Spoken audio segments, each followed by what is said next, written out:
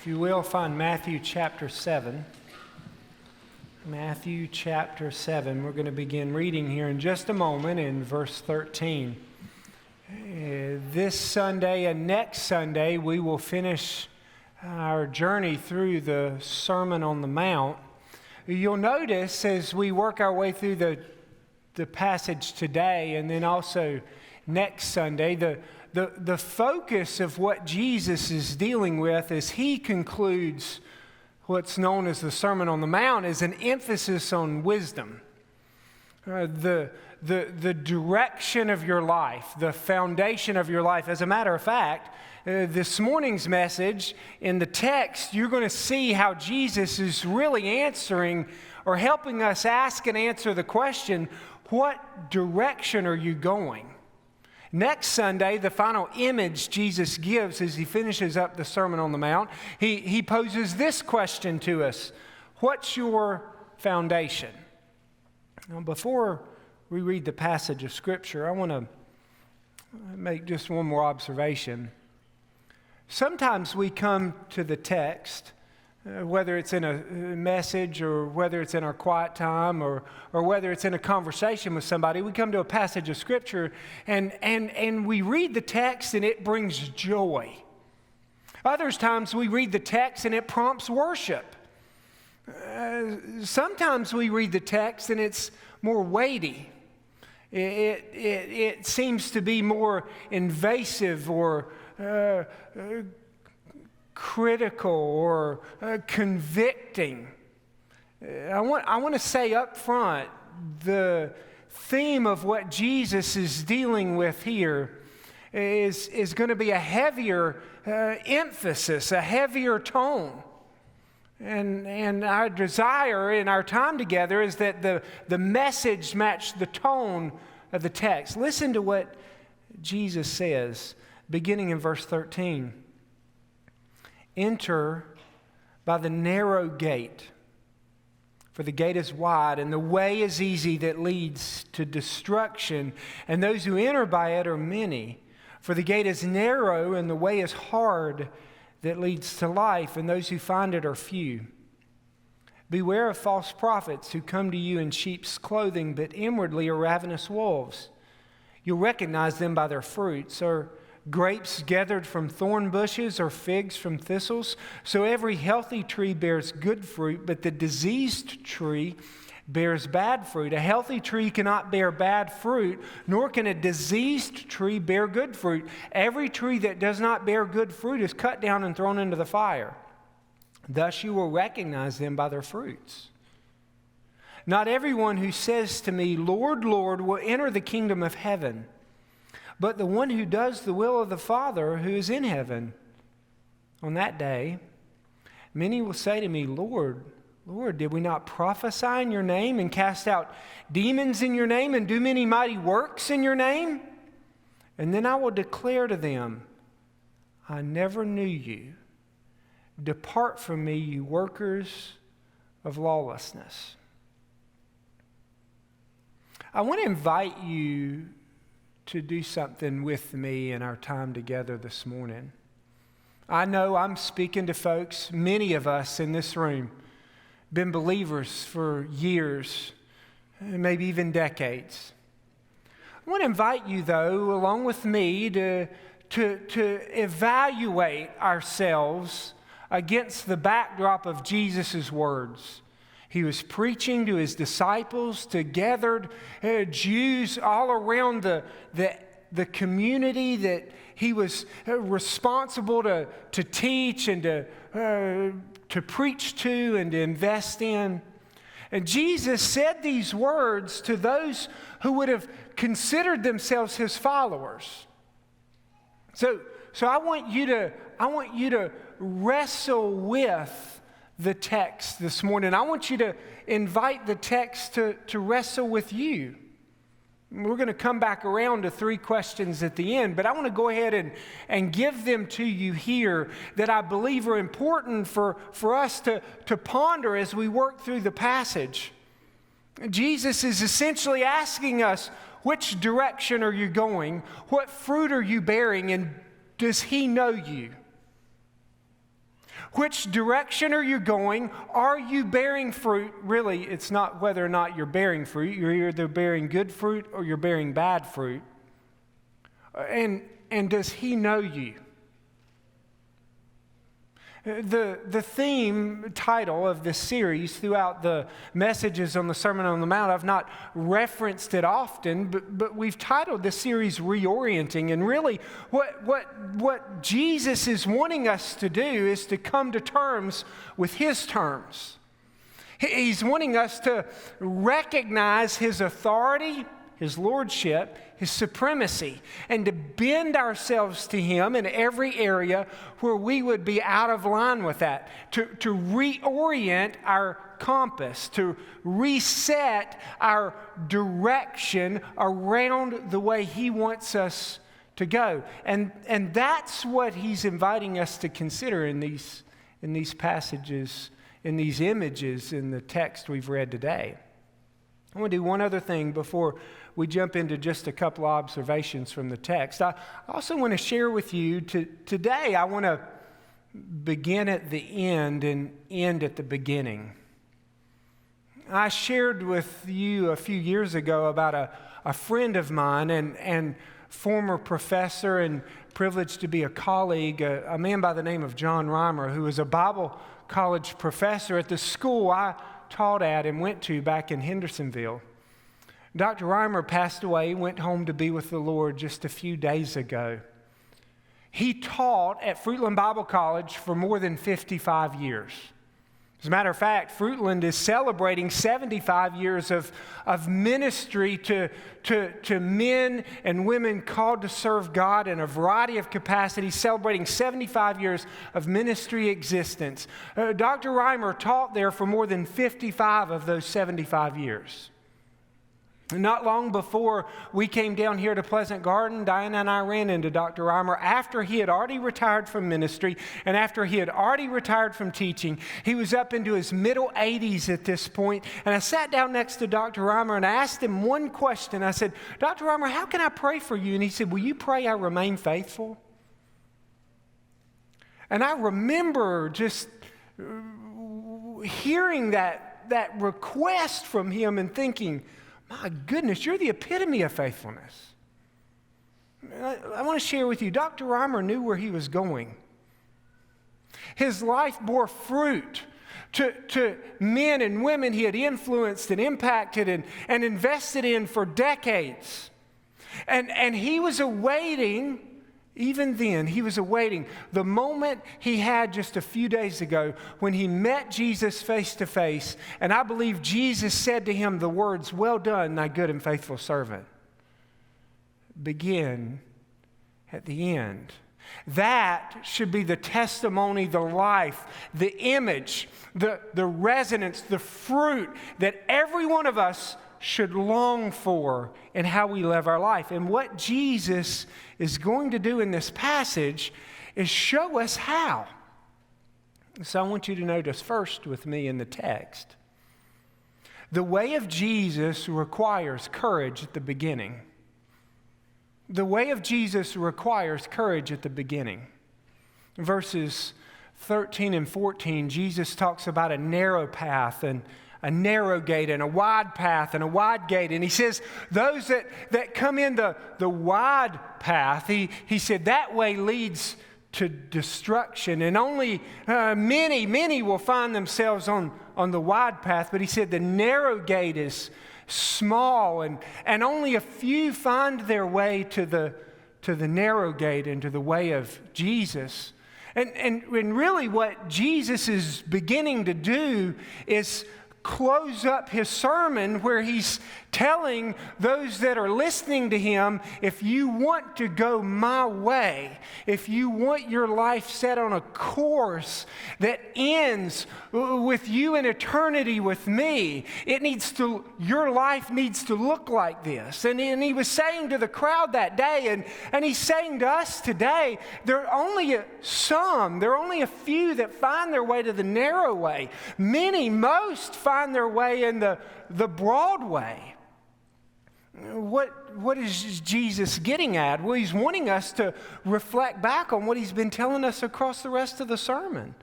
How do we find our way to the narrow path? How do we find our way to Jesus' way? How do we know we're going the way of Jesus?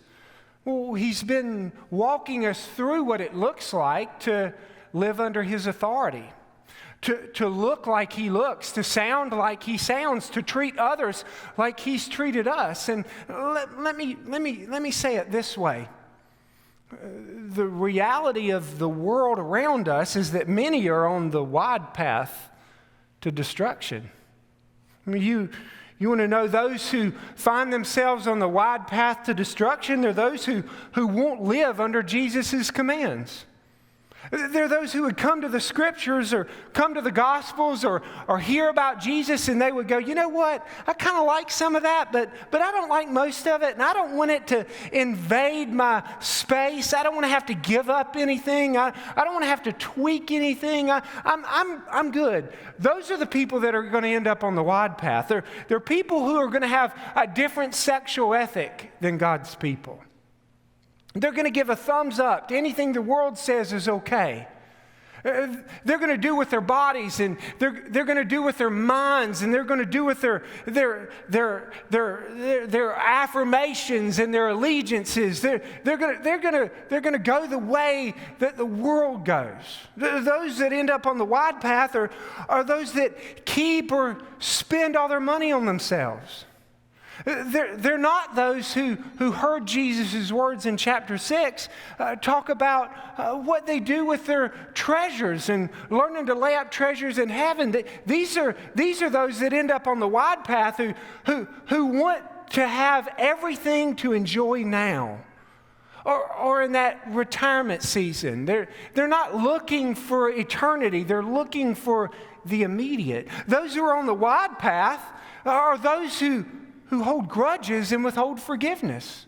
You remember in the Sermon on the Mount a few chapters or a few weeks ago when we were talking about the model prayer, and Jesus talks about forgiving one another, and He says, if you forgive one another, God will forgive you. And then He gives commentary to further stretch that out.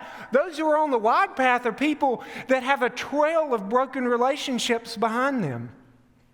Something goes wrong, something irritates, something frustrates. Maybe it was a pretty bad thing, but instead of finding the way of Christ to forgiveness and to letting go of bitterness, those who are on the wide path, those who are on the way of destruction, are those who have held on to that anger and to that aggression and to that frustration and to that disappointment, and the relationships behind them are broken. Those who are on the wide path just go with the flow of the world. They're just drifting in the wind of politics and the world's ethics and entertainment. What Jesus is saying, if you go my way, you'll stand out. If you're in my lane, if you're on the narrow way, if you've come in the gate that has my name on it, you're going to look different. You're going to sound different. You're going to act different. I'm going to guide how you respond to those situations and circumstances that frustrate you and push your buttons. I'm going to shape what you do with your time and your money and your resources and your energy. I'm going to deal with you with the relationships that you have with family and coworkers and loved ones. I'm going to forgive you, but I'm also going to teach you how to forgive. If we find ourselves on the way of Jesus, Jesus is getting at this simple truth. Not many find their way to the way of Jesus. Why? Because it's not easy. Because it expects of us, because it bends us, because it tweaks us, because it stretches us, because it expects us to look like Jesus rather than just follow the flow of the world. A man by the name of Kenneth Clark was internationally known some years ago for a television series he produced and called Civilization. In his autobiography, he writes about visiting a beautiful church. And he had an overwhelming religious experience while he was sitting in that church. He said, my whole being was enraptured by a kind of heavenly joy that was far more intense than anything I'd known before. And as that flood of grace came upon him, his words, he said, I realized it was creating a problem. Because if I allow myself, he says, to be influenced by this flood of grace, I know I'm going to have to change. My family might think I've lost my mind, and maybe that joy would just prove to be an illusion. And then he writes these words, I was too deeply embedded in the world to change course. Folks, there are people all around us that their words, their description, the direction of their life would echo exactly what he said. They're too deeply embedded in the world to change course. They're on the wide path. They're headed for destruction. And Jesus is posing this evaluation question to us. Are we on Jesus' way? If I'm measuring my life inside and out, and ultimately, it's not going to, we'll get there, but it's not going to matter if I measure my life. One day he's going to measure my life. Am I on Jesus' way? I want you to notice, secondly, the way of Jesus reveals fruitfulness in the middle. Verses 15 through 20, Jesus changes gears. The next image he describes in this passage we've read is that of false teachers.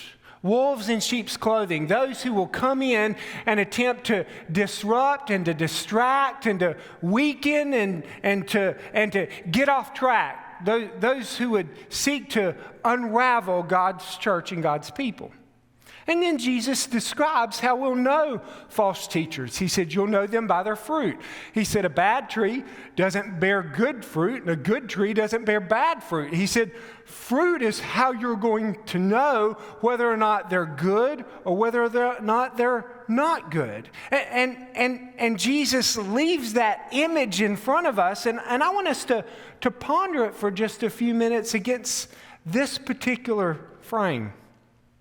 Every one of us right now in the middle, it's somewhere along the way, we got onto a path, a narrow path, a wide path. You may look like to most people in this room, you may look like to most people in your family, you may look like to people you go to school with, you may look like to teachers and to neighbors, you may look like to coworkers, you may look like you're on the narrow path, only God knows. Somewhere along the way, you got onto a path. And what Jesus is saying here is that you're on a path, and on that path, you're bearing fruit. If you're on the narrow path, if you're on the way of Jesus, if you're living under His authority, if His words and His expectations and His power is transforming you, then you'll bear fruit. You're a good tree. But if you are on the wide path, the path meant for destruction, Jesus is also warning you, you'll bear fruit too. It'll be fruit that'll be unhealthy. It'll be fruit that'll be bitter. It'll be fruit that will demonstrate you are headed in the wrong direction. That's why Jesus was warning His followers about false teachers and false prophets that would ultimately give themselves away by their fruit. What fruit are you bearing? If you just pause for a moment or two and reflect back across your last few days or your last couple weeks or maybe the last number of months, what fruit are you bearing?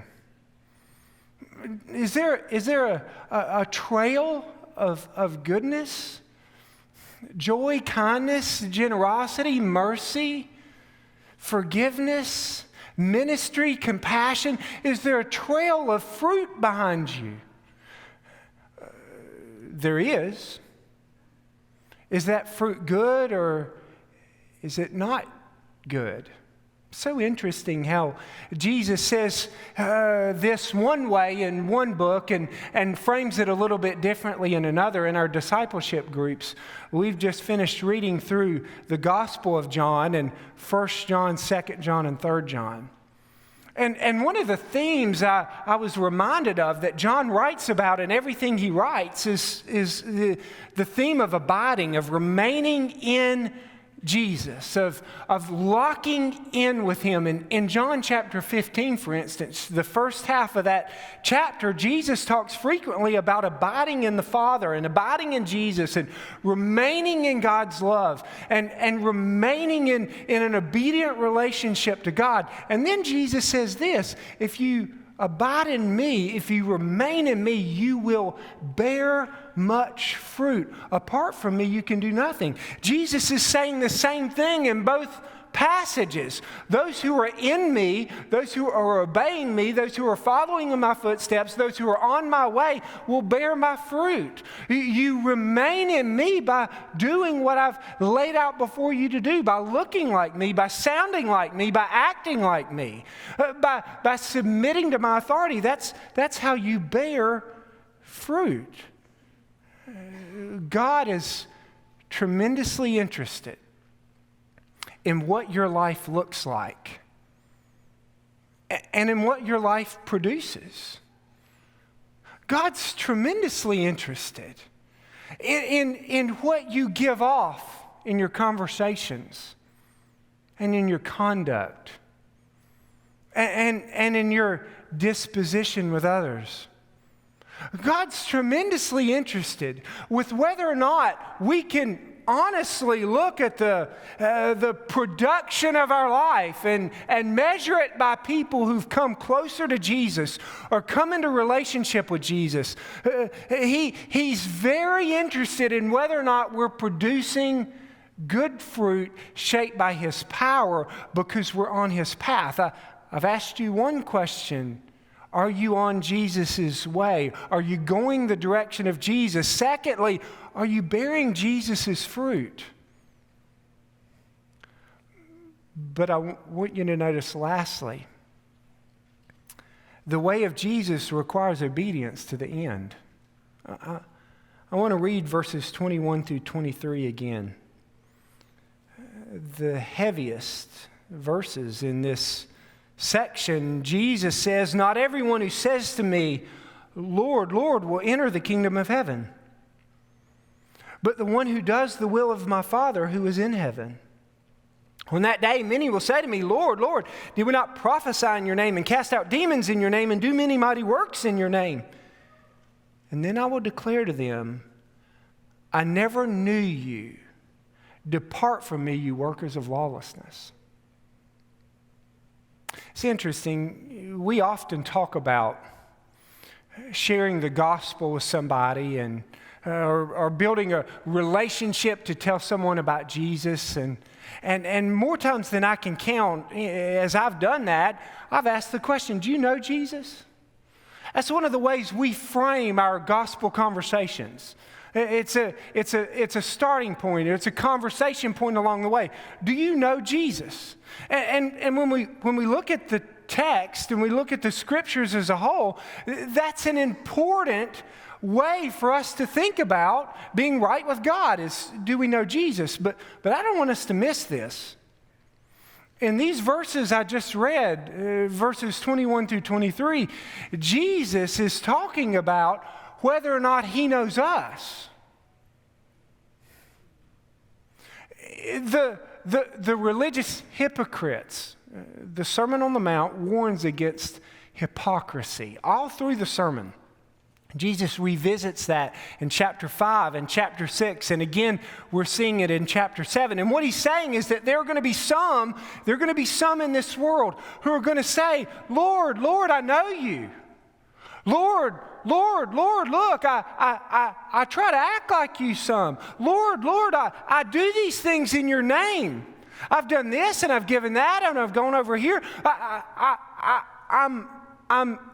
know you, Lord."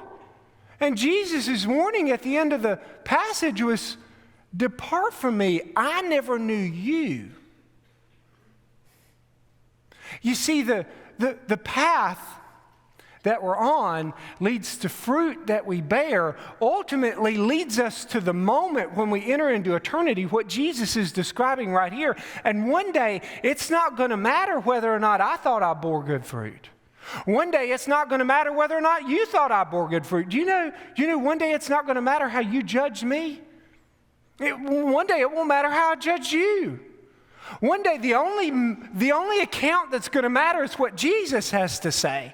One day, I'm going to stand before Jesus, and He's going to look at my life, and He's going to look at the path that I was on, and He's going to look at the fruit that I bore, good or bad. And one day, I'm going to stand before Him, and I'm going to have in my hands everything I've brought in my life to Him, and He's going to look at me, and He's going to say, "Well done, good and faithful servant," or He's going to look at me, and He's going to say, "Depart from me, I never knew you."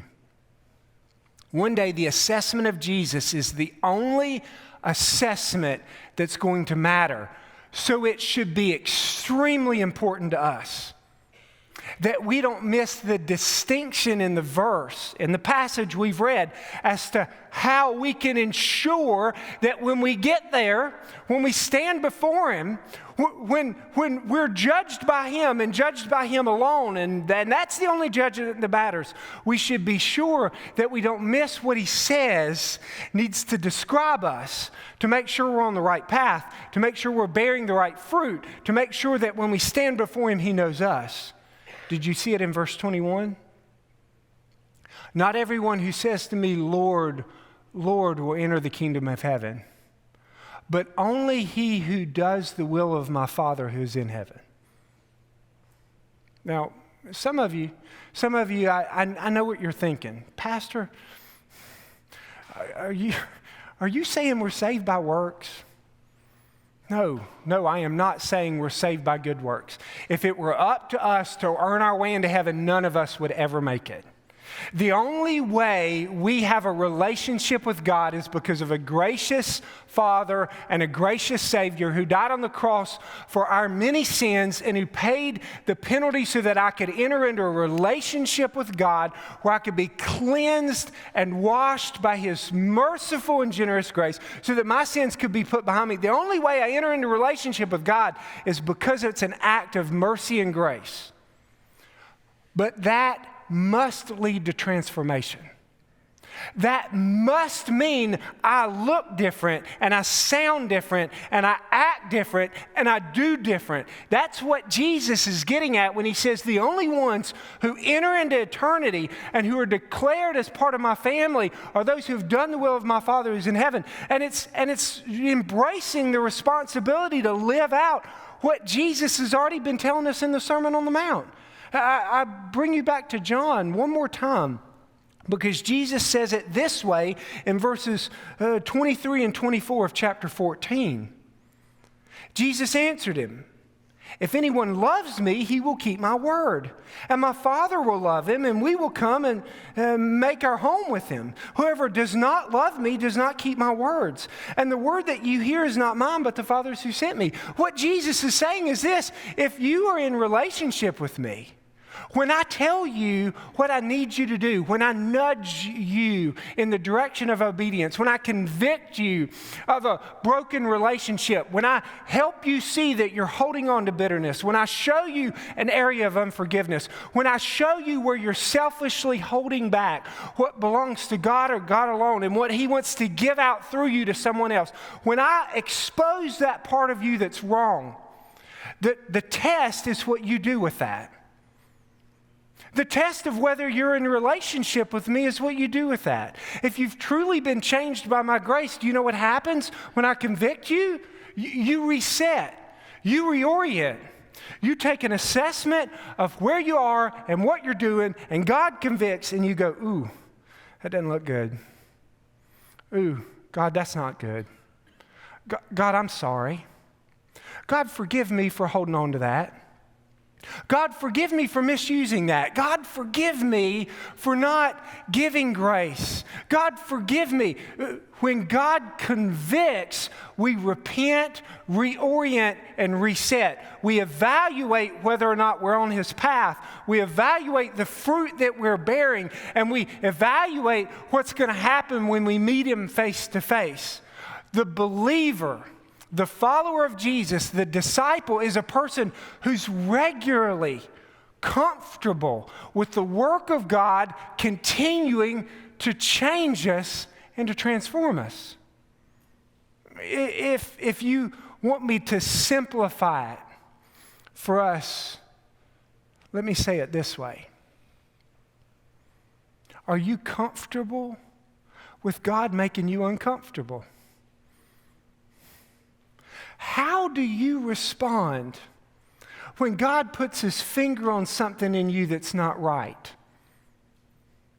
And ultimately, those that are hypocrites that Jesus was warning about in the text, ultimately, those that bear bad fruit, ultimately, those that will be told by Jesus, I never knew you, those people are those that cross their arms, that grit their teeth, that don't let God in, that when God starts to deal with something, they buckle, they bow up, they tighten up, they resist.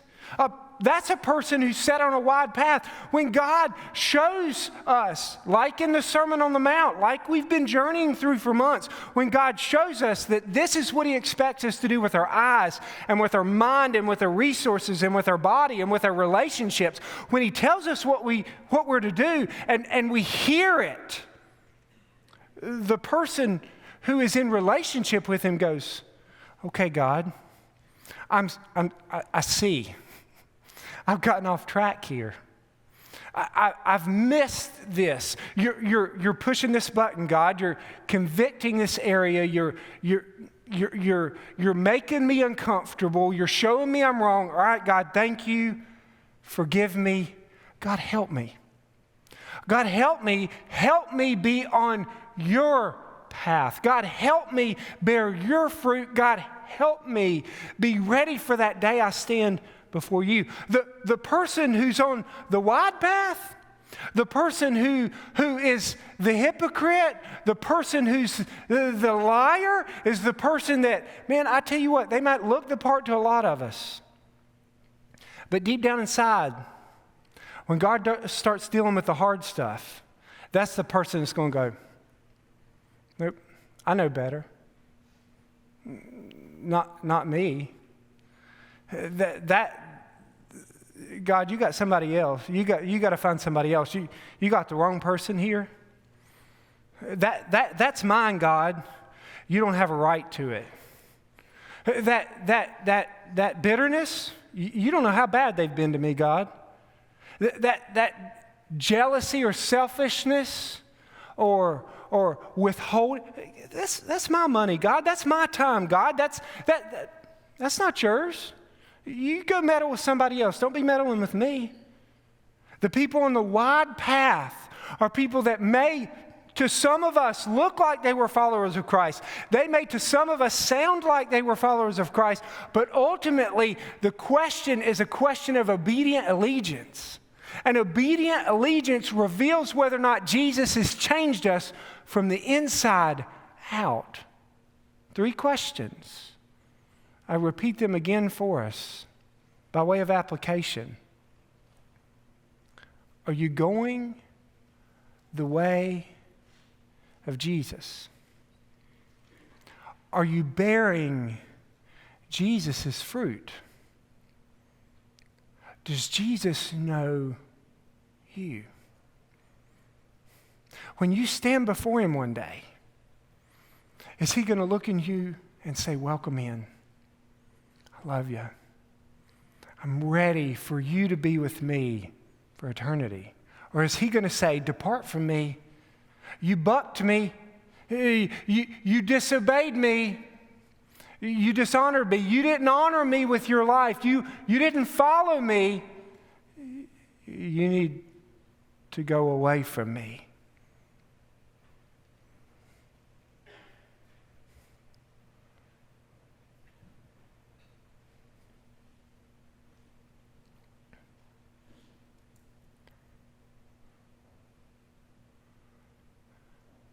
when Jesus says, "Depart from me, you workers of lawlessness"? The whole of Scriptures tells us that those who don't know Him, that those who are on the way of destruction, will be separated from God for eternity in hell.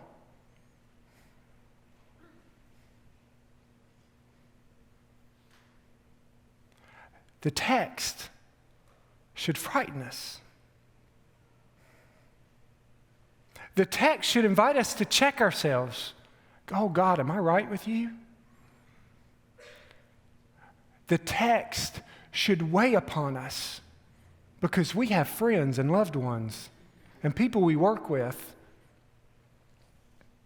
and children and parents and brothers and sisters and neighbors who one day are going to stand before God just like we will, and one day they're going to give an account for what they did and what path they were on and what fruit they bore, and one day they're going to give an account for whether or not Jesus knew them. I told you I was going to begin at the end and end at the beginning. Dr. John Reimer finished his course with dignity and honor and was welcomed into God's kingdom just a few short days ago. And Diana and I have had a chance to get to know a young couple. You'll get a chance to meet them and hear from them in December as we do our Lottie Moon kickoff. Grayson and Abby Marshall. There's a picture up on the screen for you of Grayson and Abby. They are on their way to Japan as International Mission Board missionaries. Your International Mission Board missionaries. Just a couple of weeks ago, Diana and I were able to go up to the commissioning service for them in Richmond, Virginia.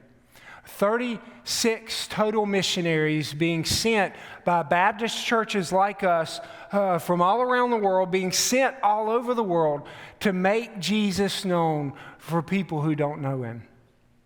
Grayson and Abby were a young couple we got to know in Hendersonville before we came down here to Pleasant Garden. For some time now, God has been pressing Grayson particularly about the call to missions, the call to serve God overseas. And he had put Japan heavily on Grayson's heart. And they've been for months now, really even years, taking steps with education, family, finances, have all their ducks in a row so they can go serve overseas. And when they were commissioned just a couple of weeks ago, they invited us up to come be a part of that prayer and commissioning service.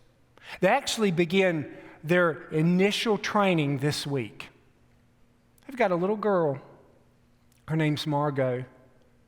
They both have family that lives in the Hendersonville area. We found out just recently, because of how Japan is navigating their borders, there's a very good chance that Grayson and Abby are going to do 6 weeks of training, planning to be with us in early December, and that they'll have to go overseas to Japan before Christmas. They were hopeful. It still may work out that they would have one last Christmas with their family. But there's a chance, a very real chance, that because of how Japan has opened and closed their borders a couple of different times, for them to begin their journey as missionaries officially, they will have to go from her parents and from his parents, from their siblings, from their sending church in Hendersonville. They will have to go overseas before Christmas. Folks, they're choosing the narrow path. They're preparing themselves to bear fruit. And they're setting themselves up for that conversation with them and Jesus one day when Jesus says, "I know you. Come in." What about you?